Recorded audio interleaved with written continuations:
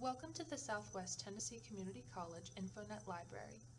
My name is Whitney Snodgrass, and I'm the Reference and Instruction Librarian here at Southwest. And in this video today, I'd like to offer a tour of the library website and show you how to navigate it to find resources for your projects. Now, this is a process that we call information literacy, and this means the ability to recognize when information is needed, locate it, evaluate it, and then use it effectively for your project. And this is all possible through the library website. We have so many excellent online resources available for you to use for your projects. And we have made it very easy for you to be able to locate it and evaluate it and use it effectively. So I'd like to show you a little bit about the homepage and just how to navigate through it. Up at the top, we've got Sort, right here at this search bar. This is Southwest Online Academic Resources, and this search bar will simultaneously search through all of our online resources. So articles, books, videos, anything that we have online, even our catalog with our physical resources on the shelf. You can search through all of it at once right here. And we'll come back and practice that in just a few moments. Over here we've got a live chat where you can contact a library who's on standby to answer any questions. Featured resources where you can see new additions to our collection. Frequently visited links such as databases, we'll return to that in just a second. Our online catalog, CyberCat, and then related links and resources such as our virtual tour, branch hours, Facebook and YouTube, all of our services that we offer, and registration for online library classes. Now, let me show you an example of what a database looks like, because this is where we have most of our best information stored. This is where we have our high quality, peer-reviewed journals, academic articles, magazines, ebooks, all of that. Most of it is in these databases that we subscribe to. Now, you as members of Southwest have access to all of these resources in the databases. Now, anything under recommended websites, this is open access. Anybody can find these and anybody can see these, even if you're off campus. Now, I'm on campus, but if I were off campus and trying to access an article in a database, it would prompt me with a login screen. But good news, all it requires is a Southwest ID and password to log in, and you can still see database content even if you're not on campus. So the databases page is organized by categories, and this kind of makes it easier if you already know your topic to pick a database that you think might be relevant to your topic. But let's say you don't know your topic or you're not sure exactly where to start. Let me show you an example of a browsable database, because we'll get into search techniques here in a bit, but I want to show you something that's easier to browse. And this one is called Issues and Controversies, and it's in our Current Events category.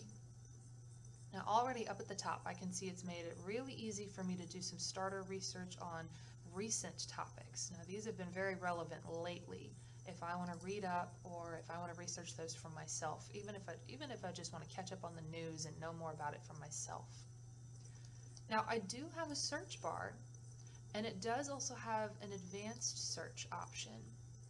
Now, I can use that to search for a topic if I already have a subject in mind. But if I don't, all I have to do is scroll down, and I've got topics and subjects and subtopics that I can browse through and get a feel for what's out there, what is there for me to write on or write about that I could research. So I'm going to come down here to Education and Schools, and I'm going to click College Tuition Costs. And already I can tell this is going to be a good place to begin, because I have an issue overview that just gives me a general knowledge of the subject. And then I have pro-con articles that break it down into subtopics. So I've got, do for-profit colleges provide valuable educational opportunities for students? Is college tuition a sound investment? And I can see, what do the supporters argue and what do the opponents argue right next to each other. But let me click on this one. Are the benefits of a college degree worth the financial cost? have a lot of information to sort through here. I've got the pros and the cons right there. I've got a background of the topic. I've got a timeline. I've got discussion questions, and then I've also got a bibliography. If I want to keep doing my own research and keep looking for more resources, it makes it really easy for me to see where they got their information from.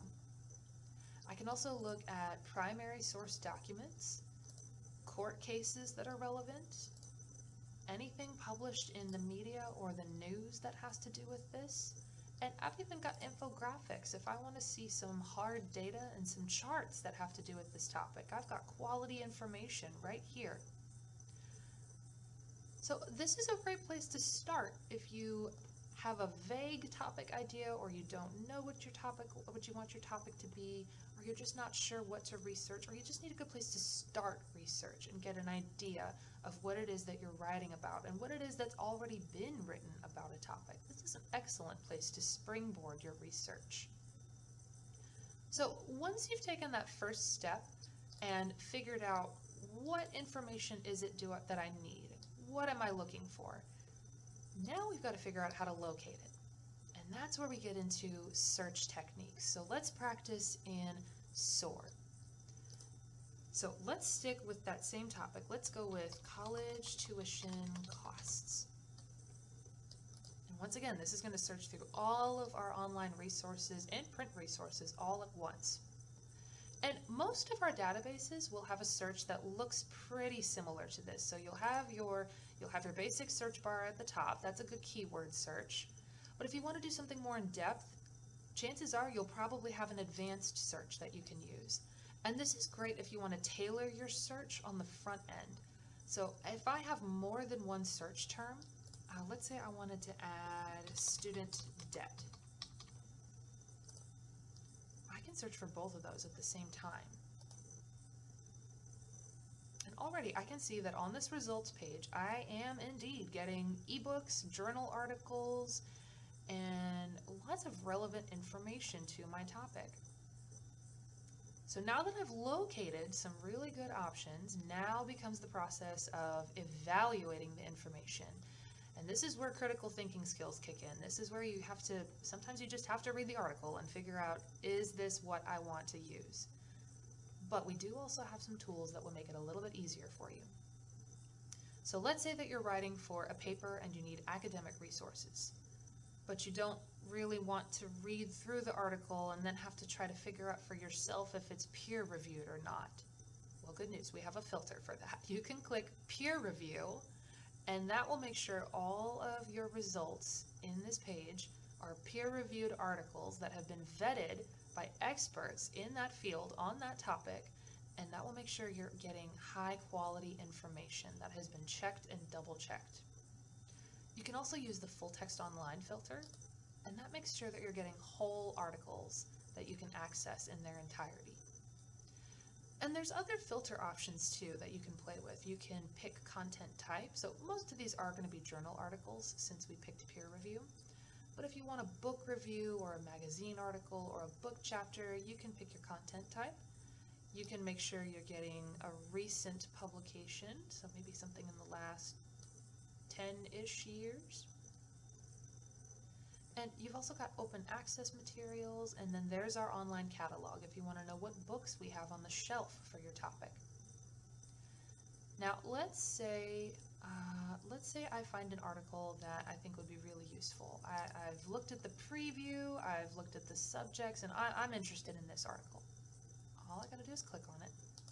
And about this point is when it will probably prompt you with a login screen if you're off campus, but just input that Southwest ID and password and you should still be able to see it. And this is what an article page will generally look like. Now this is through one of our databases, ProQuest, and it's a very good multidisciplinary database. That means it has all different topics that it covers. So here I've got my bibliographic information, I've got my title, my author, my journal title, volume and issue. I even have a DOI, which is sort of just like a article ID number. But I've also got an abstract. This is a pretty short one. Other abstracts will be longer, but it basically just means summary. This is just giving me a quick idea of what's in this article. And if I decide that I like this one and I want more articles like it, I've got related items. This algorithm is very intuitive and it's pretty good at finding other articles that would be relevant to your topic. And I can also check references. So if I want to find more articles that have to do with this topic, I can check and see, okay, this author, where did they get their information? What articles and what resources and what data did they use to even write this? And can I learn from it too? You can totally use that to do your own research. So once you pick an article and you've evaluated it and determined, yeah, this is going to be relevant for my purposes, now you've got to use it effectively. So you find what you want from the article, you put it in your paper, but we've got to be responsible. We've got to make sure that we're not plagiarizing, and so we've got to cite it. And most of our databases through the library website will make this really easy for you. Most of them will have this citation tool. And there are a ton of options here just for saving and sorting through all of the articles that you want to use for a paper. So if you could save them to a Google Drive, you could put them into an outside website like RefWorks. You could put it into a PDF. There's lots of ways to save your research so you can sort through it later and come back to the same articles that you found. But this is what I want to show you. Let's click on Cite. Because a reference list is pretty complicated. There's a lot in a reference, but this generates one for you that you can copy and paste right into your works cited list. Now, two things to be mindful of though. First, notice that this one is in MLA. What if your professor asked for APA? And that's just the style. That's the style of the citation that it would be in. So if your professor asks for MLA or APA or Chicago or Turabian, all of those are here. So just make sure you pick the style that your instructor asked for, and there it is. It will reconfigure it. Now the second thing to be mindful of is you want to make sure you double check these because they are still generated. It did still come from a program, and programs can be flawed. They can make mistakes. Sometimes they don't update as quickly as the style did. So you want to make sure that you double check it with a style guide. And let me show you where you can find one of those. Let me show you a style guide that's available on the library website. Now we do have printed ones. MLA and APA and Chicago, they all publish and print updated style guides pretty frequently. But if you don't have time for that, if you can't get one, then there is an excellent one online. So I'm back on the databases page and I'm going to the grammar category. And first of all, lots of good resources here for writing and research. So we've got Grammarly, which is a proofreading resource that all Southwest members have access to at no extra charge. We've got bibliography software, so we've got BibMe, EasyBib, Zotero Bib, and those will take your resources and make your citations and even put them into a pre-formatted works cited page that you can use. Again, double check them though with something like this. This is the Purdue OWL. So the online writing lab at Purdue University has a functional online style guide, and they have lots of guidelines for how to format a paper and for how to format your citations. So let's say we're still using MLA style. I can come down to formatting and style guide, and here I can see examples of how a periodical should be cited, what all components should be there, and examples of what it should look like. And this is an excellent resource for checking your citations to make sure that they're done correctly. Now, if all else fails, you can still check with your instructor to make sure that the citation is up to standard with what they're looking for, because it is their assignment. But you can also check with the librarian. At all times, please, if you ever get lost, if you ever lose track of where a resource is, or if you can't figure out which database to use or how to customize your search for your topic, please, by all means, reach out to a librarian. We love helping students with this sort of stuff. So here we have a link that says Ask a Librarian, and there are several ways that you can contact us. You can fill out a form to book a research coach where we sit down with you and we help you with your topic. We can help you formulate your search. We can help recommend specific databases for you, but we'll sit down with you and your topic and help you start formulating your research strategy. We've also got that live chat service. Now that is operated during daytime hours, but even if it's offline, you can still click it and it can send us an email. There's a number that you can text. We've got the Facebook that you can chat. We've got phone numbers for each of our centers. And if you are enrolled in a PAWS course, you already have a librarian that's been assigned to you. And all you have to do is click the Ask a Librarian icon. We can do remote support through BombGuard if you want to show us your screen and how you've been doing your search. And we also have got our email.